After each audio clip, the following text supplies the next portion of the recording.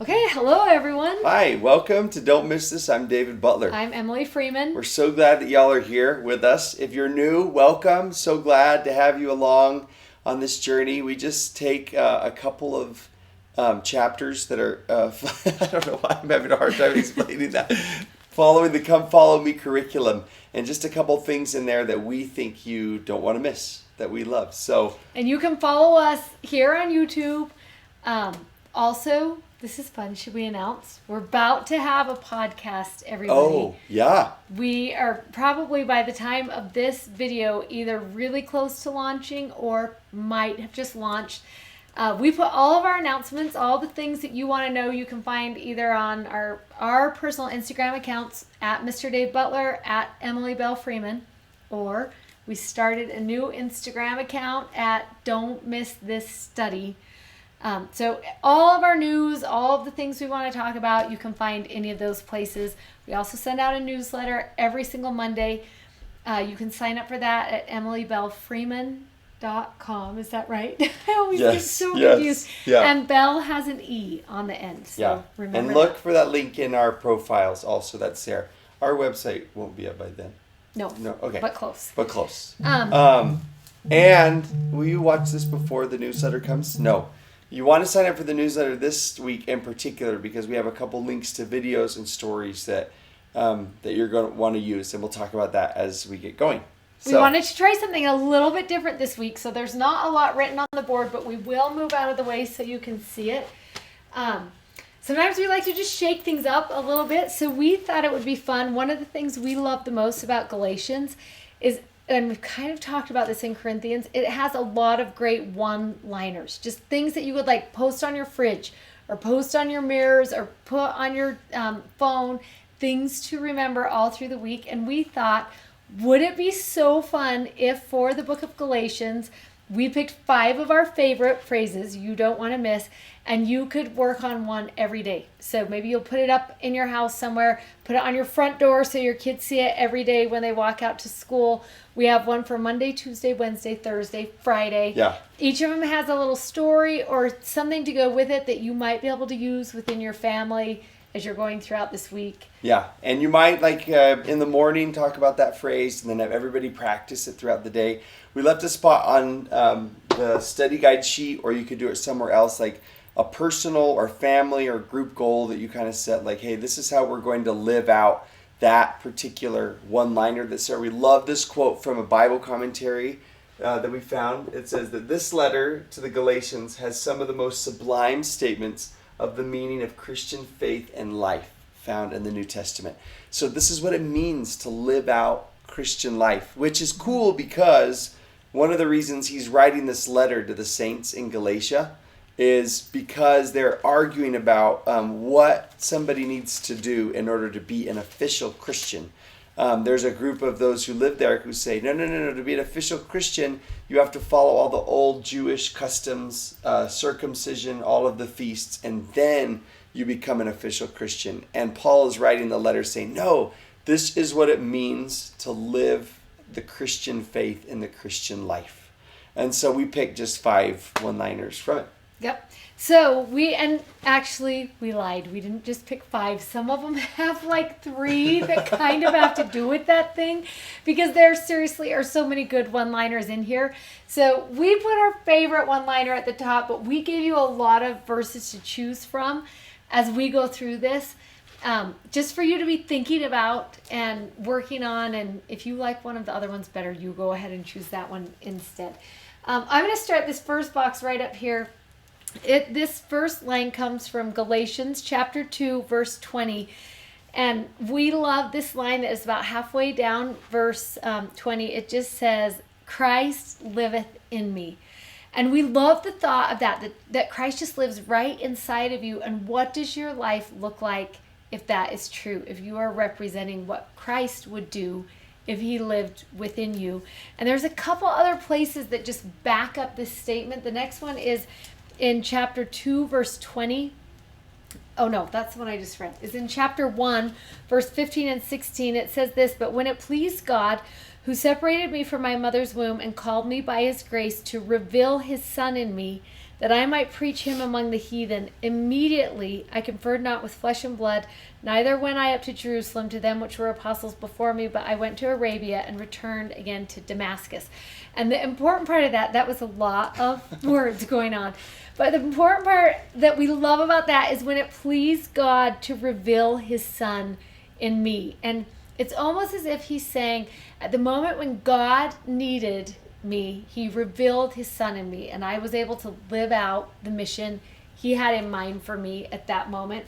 And that other part in there at the beginning of 15 when it said, it pleased God to separate me from my mother's womb. Or in other words, God knew exactly when he wanted to send me to the earth, right? To reveal the character of God in Christ in me. Mm-hmm. And not just when you're born, but that's going to happen throughout our lives. There will be certain moments when it pleases God to send you somewhere where he can reveal his son through you to someone else. And we love the power of that idea.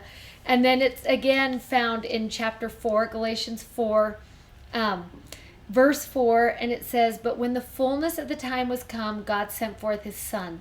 And you could change that phrase, the fullness of the time, too. But when the precise moment was come, God sent forth his son. And it makes you start thinking that God has a plan for each of us. In fact, we were going to look up that Maxwell quote. Will you be looking it up?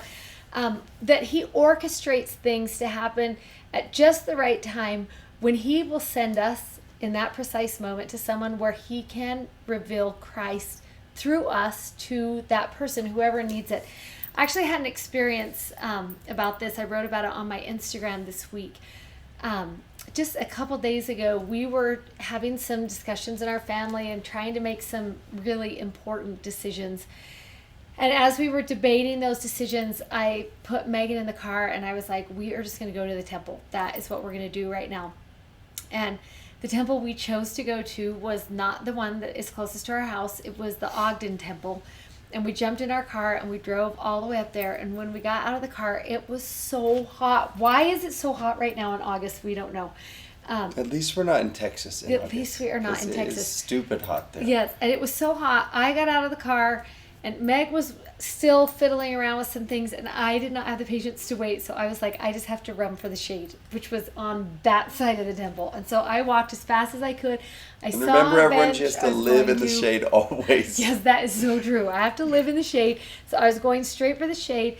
And as I walked up to that path that's right on the east side of the temple, a lot of people were coming down that same pathway. I saw this man in a suit who had just come out of the temple, and there was another couple, and right in between those two people there was this boy walking, and he had his backpack on and he had a baseball cap on, and I noticed that he had a tattoo right where his left eyebrow should have been, and his head was kind of down and his pants were down low. And as I was walking up to go to the bench, I was going to cross in front of him, and I just felt the Spirit whisper to me, smile at the boy in the baseball cap. And so I did. I looked right at him and I smiled.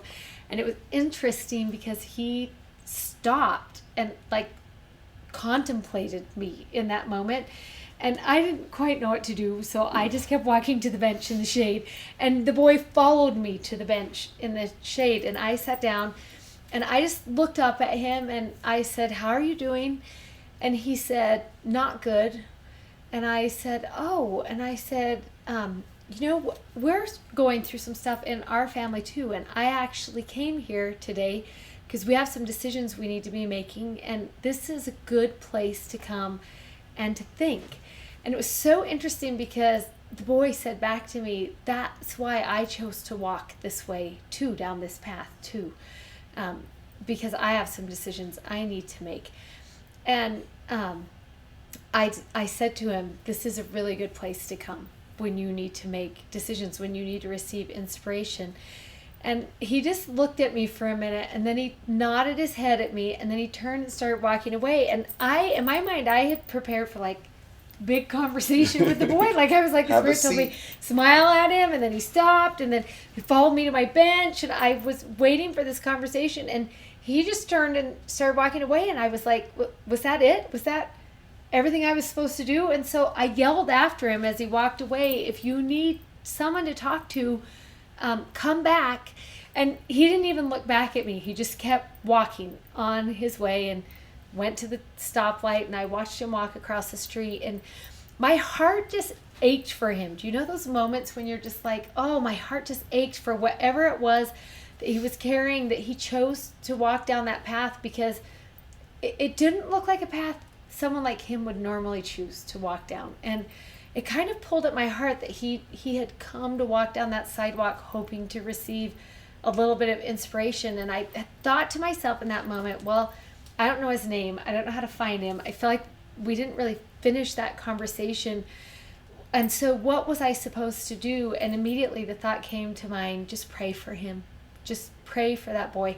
So I said a quick prayer right then, and then I said a prayer when we were driving home from the temple. And that night I said a prayer for him before I went to bed. And in the middle of the night when I woke up, I said another prayer for him. And I thought to myself, I don't know what the Spirit had in mind in that moment. I do know I was supposed to smile at that boy. And I feel like maybe just even those prayers for him all night long. Sadly, I'll never know the end of that story. I don't even know who that boy was. But sometimes God puts us in those places, in those moments, and we just have this little connection. We may not even know why, but when Christ lives in us, then maybe we do what he would do. And we've said this 100 times this year as we've taught the New Testament, that Christ meets people where they are, as they are, but he doesn't intend to leave them there. And I know that is true for that boy. I know it is. And that maybe my job was just to smile and pray for that boy, but Christ knows what to do for that boy, and he will work through each of us in situations like that. Sometimes they have a better end of resolution, and sometimes maybe we're just there to give the smile, but he knows how to orchestrate life so that we can be there for each other. Yeah, here's that quote that's so good from Elder Maxwell. He said, "The same God that placed that star in a precise orbit millennia before it appeared over Bethlehem in celebration of the birth of the babe has given at least equal attention to the placement of each of us in precise human orbits, so that we may, if we will, illuminate the landscape of our individual lives, so that our light may not only lead others, but warm them as well." Oh, it is such a great quote. It's such a good one, quote. right? Because you're just like, so well, first, like, you've thought to yourself, like, oh, that's so interesting that, like, God put a star in orbit so that it would hit the right spot in the night sky with enough light to come to the earth so it would reach the earth in that time. And I love that he says he gives at least equal attention to these human orbits, that he's orchestrating these divine rendezvous between all of us, either to lead or to warm each other. Maybe in like a moment like that, it was a warming moment instead of a leading one. And you can't help but think of all the places that are in the world and of all the thousands of years of history. Like, what if I had bought the house one city over? Or what if I had waited 10 minutes? You know what I mean? Just these things like, why did Landon come into my life at that time, or Daisy, or Spencer, or Jenny, or or Megan? Why did we pick that house? Why did we learn this? Like all these, like, and you just see this divine orchestration taking place. And I love when every so often you are made aware of heaven's connection in that moment. I love when that happens. So for the day that you choose to do this, Christ lives in me, maybe that morning you will say a special prayer and just say to the Lord, I am willing to be on your errand today, and just let me know whose orbit I need to be placed in today. And do I bring warmth there, or do I bring my testimony of Christ into that situation? What do we bring? But what does it look like to let Christ live in us and be used in the precise moment when God needs us on that day? So there's day one. Okay, perfect. All right, day number 2 is this one right here. This line comes from chapter 6, and it is in verse 9, where the line that we chose. And Paul says, we talked a lot about this last week, but Paul says, and let us not be weary in well-doing. And in these other 2 verses that are with it, 6:2 and 2:10, you'll see the phrases about bearing one another's burdens in one of them. And in the other one in 2:10, he says to remember the poor. But I love how he finishes this. Let us not be weary, or let's not get tired in doing good. Meaning, don't give up. Keep going, because he says, for in due season we shall reap if we faint not. Right? He says, you are going to see the results of doing good in the world. As long as you don't give up, just keep doing good everywhere that you go. We both we've talked about this before, that we went down to Mexico, and there's an orphanage that we visited and helped out there a couple of times. Emily's been a couple of times. I've been once with the kids. And there in the near the orphanage is this dump, right? A trash dump. And there's a little church that has been built right in the middle of it. And they feed breakfast to everybody that lives in the trash dump every day. And for most of them, that's the only meal that they get. The kids come before school. The men come before work. And it's the only meal that most of them eat that day. And there is this girl there, and she's from the East Coast. Wasn't she from the East Coast? Yeah. Her name was Bree. And she's been there every time that we've been there. And when we were there together, we decided to go to the grocery store and fill up laundry baskets full of just necessities and baby items and soaps that the families would need. And she rode with us to the store. And we kind of got her story, because she is this young, cute, American, barely college 20, age. the only American in the whole entire dump. She works in the church, and everyone else is from Tijuana who comes and works in the church and comes and eats in the church. And then you've got this young girl. Yeah, who's just there. And so as we drove, we asked her, like, why did you come here in the first place? And like, when, and then she said, I was just wondering what God wanted me to do, to lift other people's burdens. And I found myself here. She went on a youth, like a trip with her church, and it impressed her so deeply when she was there that she decided to go back. But what we love most about that story is, she said, because we said, well, how long are you going to be here?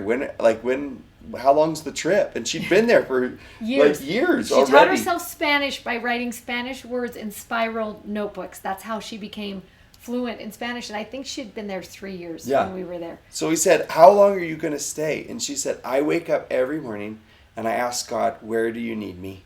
And every morning for the past 3 years, he'd said, I need you in the dump, serving breakfast. And so she says, that's where I go. And one day I might wake up and he'll ask me to go somewhere else. But I love that there's a consistency there. If you went there, you would wonder, have you reaped anything yet? Like, what has come from this mission that you've gone on? And I think one day she'll see that. But I love that idea of continually asking, where do you need me? And what good do you need me to do? And just don't ever get tired of doing good. Right? Last week we talked about never suppress a generous thought. Right? There's always something good to be done in the world. And so for this day number 2, or whatever order you want to do it in, this is the idea. Be not weary in well-doing. And what are you going to do that day to do good? And we've talked about this before, that send me on an errand, right? It's kind of similar to that first one, but what good are we going to do? Maybe especially in those circumstances that you don't feel like nothing is happening here, right? But to keep doing good, keep loving, keep serving, keep smiling, and it might be good to differentiate these two. This first day, Christ lives in me, is an opportunity where you can meet someone where they are, as they are, and allow them to see Christ through you. Where this one might be more of a secret act of kindness. Yeah, do something good. Yeah, something like that may help you to separate those. The third one comes from chapter 5 in Galatians. There are 2 verses here, but 3 thoughts we want you to remember. Paul says, stand fast, be not entangled. And then he tells them in verse 7, ye did run well. And we love the thought of that. Stand fast, be not entangled, and run well. And as we were thinking about what would that look like in our lives today, it reminded us of one of our favorite Olympic moments ever. Are you guys Olympic watchers? We hope you are. We love the Olympics. At our house, we stay up all night long and watch all of the Olympics. I know, it ruins your whole day depending on... Yes, for what 2 weeks. happens. For 2 weeks, you're ruined. And, you don't sleep. On this particular night, it was the Winter Olympics, and I remember this. We were watching, and it had been the downhill racing, the women's downhill race, and then after that race, it wasn't over yet, but there was a clear winner in the race. There was no one else behind the lady who was in the position to take the gold. That was going to take it. And so they switched us over to figure skating. I can remember the switch happening because I love figure skating. And so I was so happy. And I groaned when they moved to figure skating. When the figure skating came on. And then if that happened to all of you, which I'm sure it did, we all missed the best Olympic moment in all of that year's Olympics. All Olympic history. It is top five so for good. sure. So this cute girl gets up to do the downhill. She's not really a downhill racer. She's a snowboarder. That is what she does. But she loves doing the downhill. And so she just competes in it simply because she loves it. And because she's a snowboarder and all of her equipment and everything she's sponsored by is snowboarding equipment, she has to use hand-me-downs to race the downhill race, which you love. So she gets up to do the race, and she's at the starting gate, and she starts, and she's going down the hill. We're going to put this video in the newsletter for you so you can watch it because it is going to be one of your favorite things you've watched all week. And she just is going down that hill. And meanwhile, the television is showing you the girl who they think is going to take the gold. And everyone's congratulating her and she's hugging people and everybody's so happy about what's going on. And meanwhile, Esther is just racing her race. She is just racing. And she gets down almost to the bottom and you see those, when they line up the scores together and you can see Esther is ahead. And then the announcers start thinking like, wait a minute, what is about to happen here? And she gets down and goes through the finish line and comes around and she has taken the gold medal. And the look on her face, you just see her and she's like looking at that clock and she's like, wait a minute. What just happened? And she keeps trying to tell people, this isn't right. Something is wrong. And a man comes up to her and he tells her she's won the gold medal. And she says, no, there must be some mistake. And then they keep telling her, no, you won the gold medal. And you love that she says, how did this happen? She says to them. And everyone who's watching is having that same reaction of, how did that happen? And it happened simply because this was a girl who loves that race. She loves that sport. She got up there. There was nothing that was going to hold her back. She wasn't entangled by anything. She just ran well down that hill. She gave it everything she had. She enjoyed every minute of it. And because of it, she won the gold medal in a sport she was not meant to win the gold medal in. And we're dying for you to watch the reaction, but we just love that simple pureness of her giving everything she had into that moment. And so that's going to be the challenge for this day is how can you stand fast? How can you not entangle yourself? How can you run well in an area that has to do with Christ today? What would that look like if you were to give it everything that you have?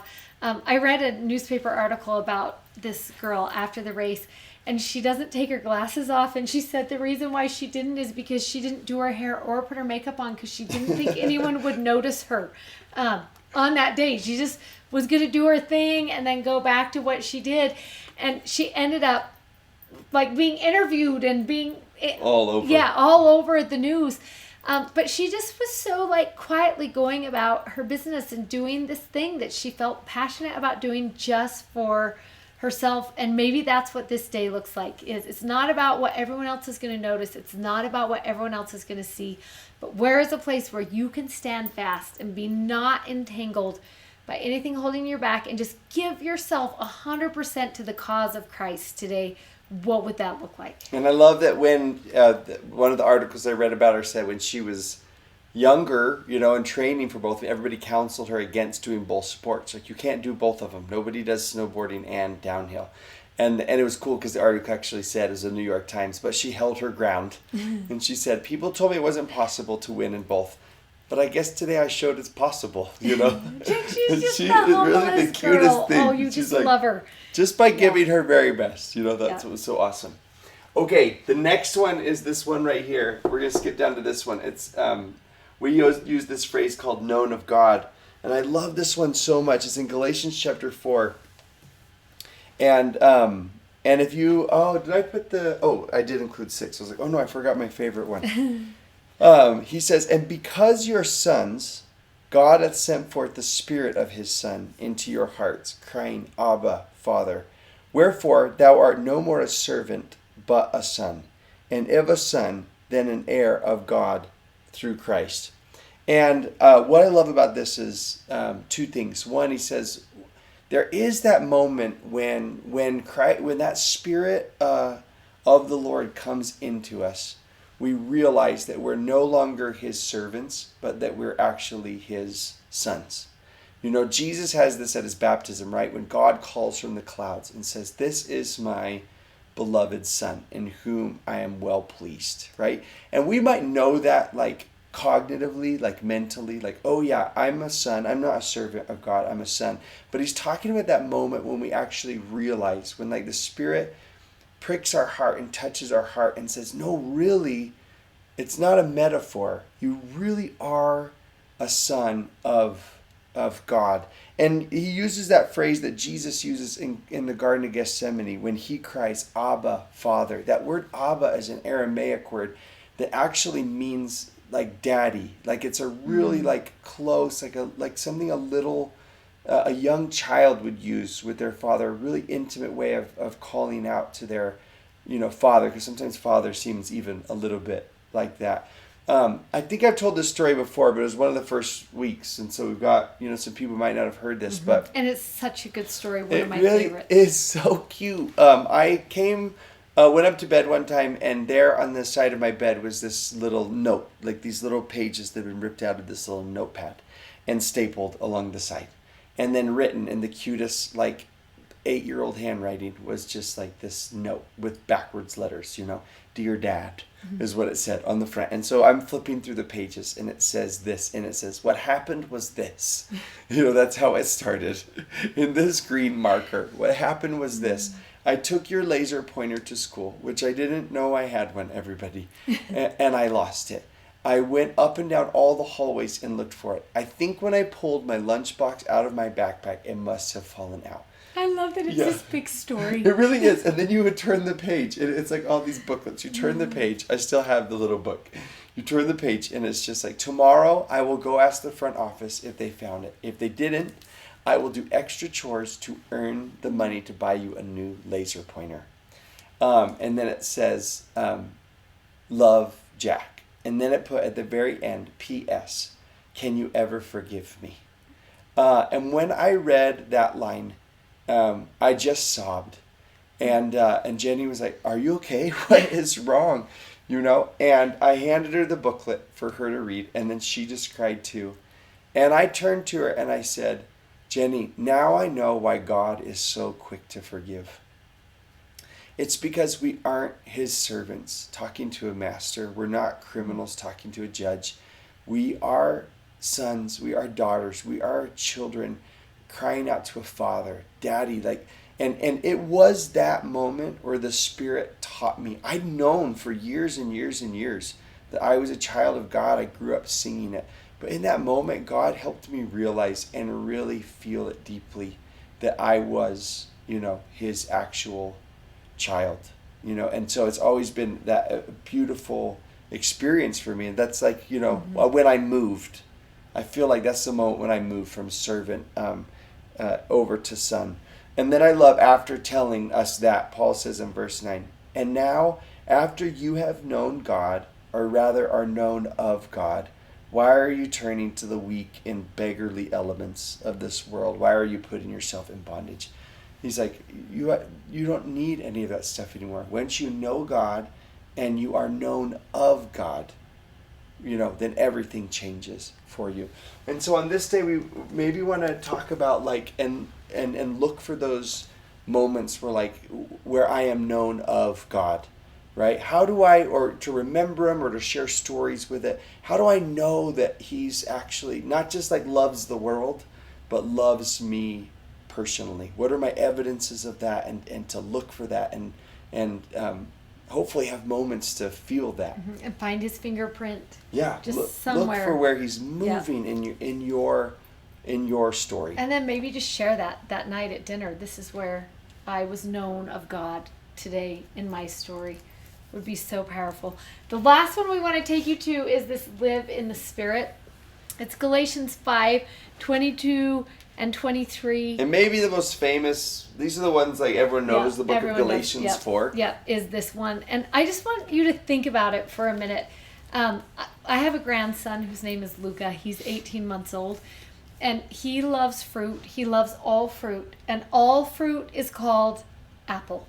All. It doesn't matter. You can pull out grapes, and as soon as he sees it, apple, apple, yes, apple, apple, he'll tell you. And tonight we were at a family dinner, and they were making the salads, and they had put tomatoes on there, and right when he saw them, he was like, apple, apple, apple, yes, apple. He wanted that apple. And it doesn't, we can get out peaches, we can get out anything. Everything is an apple. And we all laughed about it tonight, that one day when he really gets an apple, is he going to be disappointed because he thinks it's all of these things? But it's interesting because here in Galatians, Paul wants to tell us, let me tell you about the fruit of the Spirit, and it's not just one. And he's going to give us this whole list of all of these fruits of the Spirit. And before we read what that list is, I just want to read verse 25, and then I'm going to come back up to 22, because he says, if we live in the Spirit, then let us also walk in the Spirit. And so it is this like all-encompassing opportunity we have to be in the Spirit. And then he says, but this is what I want to tell you. The Spirit isn't just going to do one thing. The Spirit is not just an apple. It's going to do for you what you need right now in your life. And I love as you go through this list, because what he says to you is what is it that you need from the Spirit, because that's what the Spirit is going to be for you. Do you need love? Then the Spirit will be love. Do you need joy right now? Because the Spirit will be joy. Are you longing for peace in your life? Because the Spirit will bring you peace. Do you need someone to suffer with you? Because the Spirit can do that. Do you need someone to be gentle with you, or to bring goodness, or to strengthen faith, or to help you understand meekness? Or I love this temperance, or in other words, do you need more self-control? Because the Spirit is going to be for you whatever you need from the Spirit right now. And it's so amazing because we talk about the Spirit a lot. We talk about how we can learn the language of the Spirit, or the Spirit will speak to us in a language that we understand. Mm-hmm. And this is such a beautiful description of that the Spirit is going to be for you whatever you need today. And so maybe on this day, you gather together with your family, and maybe you write all those words down on a piece of paper, and then you say to your kids or the people you study with, what is the word you need today? Take that with you and walk in that. Live in that word for this whole day, and let the Spirit become that for you, whatever word you need. And then to talk about that experience of what does it feel like when we allow the Spirit to bring that kind of fruit into our life. Yeah, and I love that line after in 23 where it says, against such there is no law. And I've always read that line to mean like there's no like rules for how the Spirit like influences and comes in. And you know, some of these things we've talked about, we can't force some of, you know, spiritual experiences. We can't say like, oh, this is going to be this today or whatever. But I love that he's just saying like the wind, he'll just come and he'll go, and he'll bring peace, or he'll bring patience, or he'll bring an expanded heart. And so it's neat to like look and to see like what fruits of the Spirit am I seeing like moving and working. And I love that it's a whole list, because like for mom it might be this, and for, you know, little brother it might be like this is what they're going to see in that. So that's like a really, maybe make it'd be cool to make a tree, you know, or something, and like here are the different fruits of the Spirit that we're walking through. And we just want to end on this verse because it kind of just goes along with that. In chapter 6, Paul ends the letter to the Galatians where he says this: from henceforth let no man trouble me. Remember, he has a lot of people who want to just accuse him of whether he's the right kind of apostle that they're looking for. But he says, for I bear in my body the marks of the Lord Jesus. And when somebody lives in the Spirit, when they're not weary in well-doing, when he's in them, when they stand fast, when they are known of him and know him, that person has the marks of Christ in them. And I think those marks are the fruits of the Spirit that we Mm-hmm. talked about, that they begin to love more. That when someone lives in this way, they're changed. They become more patient. They become more, long-suffering, which same kind of thing. They believe, they hope more. And those are the marks of the Lord Jesus that are in a person. You could almost say, like, that person, remember last week, like, I knew a man in Christ, right? Mm-hmm. Where it's just like, that is, what that looks like. I love that line from Elder Ashton when he said, one of the best ways to know that a person is converted is by the way that they treat other people. And that would be an example of the mark of Christ, in me. But you'll start noticing these things work and move so in good. you. So, And you might find other verses in here that you love, or other phrases also in here that you love, and maybe you'll just add them. We left you a little square for more thoughts, notes, ideas, any of these one-liners that just help you become a better Christian, live a better Christian life. That's what we love about the book of Galatians. So hopefully this is a really fun week. We'd love to hear about your experiences. okay, everyone. See you next week.